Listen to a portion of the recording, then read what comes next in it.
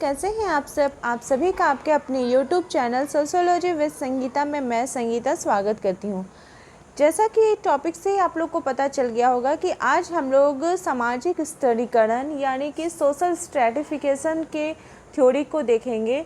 और आज की क्लास में हम लोग सोरोकिन महोदय जी की जो थ्योरी है, उनकी कॉन्सेप्ट है, उसे समझने का प्रयास करेंगे।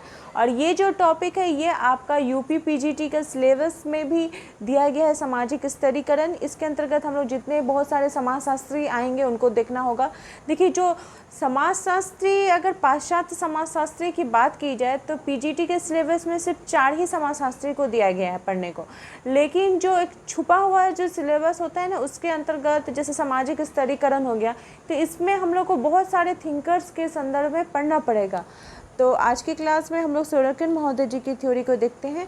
और अगर आपको क्लास हेल्पफुल लगे तो प्लीज़ अपने दोस्तों तक इसे ज़्यादा से शेयर करें, तथा मेरे चैनल पर नए हो तो प्लीज़ सब्सक्राइब करें। और अगर आपकी कोई भी क्वेरीज है तो प्लीज़ मुझे कमेंट करके बताएं। तो चलिए क्लास को हम लोग स्टार्ट करते हैं।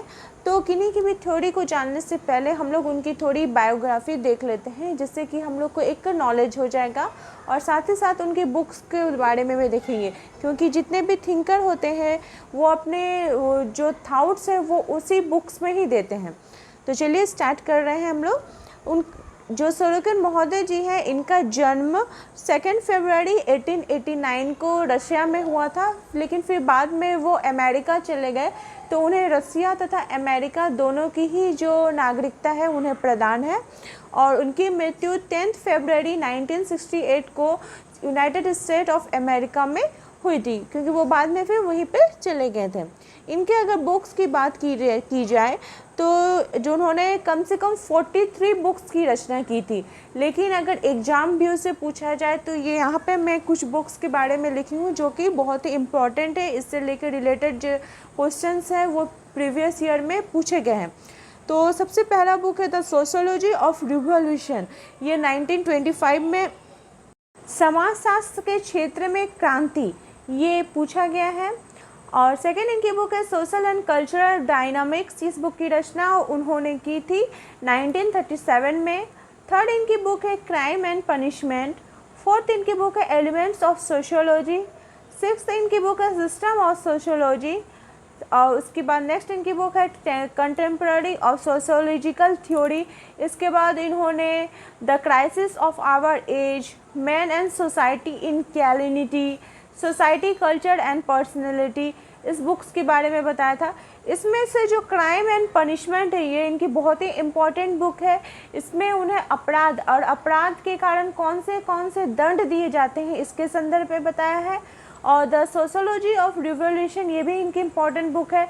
इसमें उन्होंने समाजशास्त्र की क्रांति के संदर्भ में बताया है कि समाजशास्त्र के क्षेत्र में कौन सी क्रांति आई है। और इनकी एक बहुत ही इम्पॉर्टेंट बुक है सोशल एंड कल्चरल डायनामिक्स।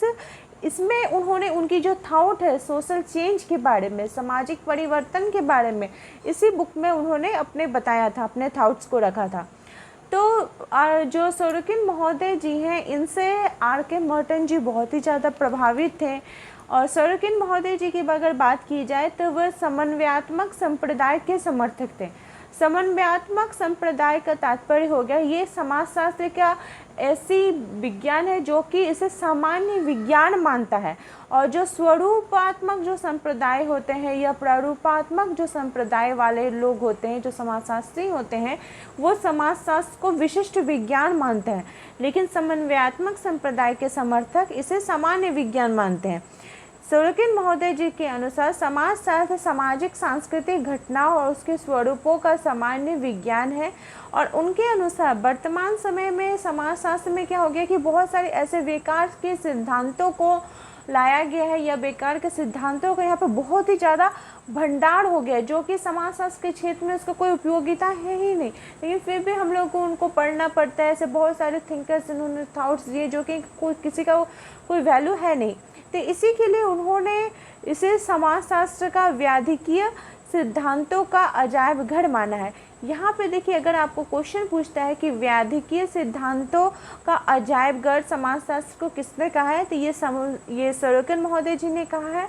ऐसा उन्होंने क्यों कहा है कि समाजशास्त्र में जो निरर्थक जो सिद्धांत है, जो घास फूस के समान है, जो कि बेकार है, और इस प्रकार के सिद्धांतों को बहुत ही ज़्यादा अम्बाड़ बन चुका है, तो इसलिए उन्होंने इसे व्याधिकीय सिद्धांतों का अजायबघर माना है।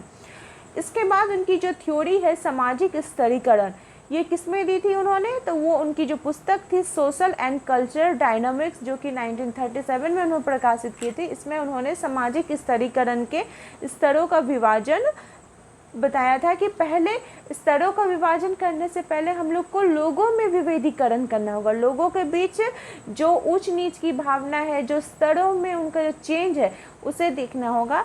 इसी के संदर्भ में उन्होंने स्तरीकरण की, सामाजिक स्तरीकरण की परिभाषा देते हुए बताया है कि सामाजिक स्तरीकरण का अर्थ एक जनसंख्या विशेष का ऊंच नीच के संस्थात्मक अध्यारोपित वर्गों में विभेदीकरण है। अध्यारोपित और रोपित मतलब क्या हो गया कि अध्यारोपित हो गया कि जो कि पहले किसी को जोर जबरदस्ती किसी को दिया जाए। आरोपित का मतलब हो गया जो कि उसे जन्मजात मिलता हो। अध्यारोपित मतलब हो गया कि आप उसको किसी को प्रेशर दे के दिया जाए, या फिर वो किसी कारण से अपना पद को ग्रहण करे।